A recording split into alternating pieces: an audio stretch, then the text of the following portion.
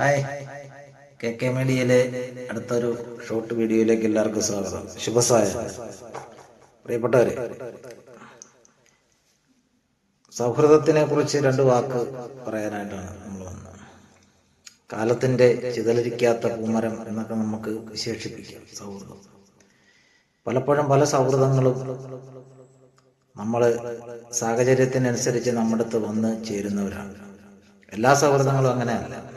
നമുക്കൊരു മോശം സമയം ഉണ്ടാകുമ്പോൾ നമുക്ക് സപ്പോർട്ടായിട്ട് ആര് നിൽക്കുന്നു, അവരാണ് യഥാർത്ഥത്തിൽ നമ്മുടെ സുഹൃത്തുക്കൾ എന്ന് പറയുന്നത്.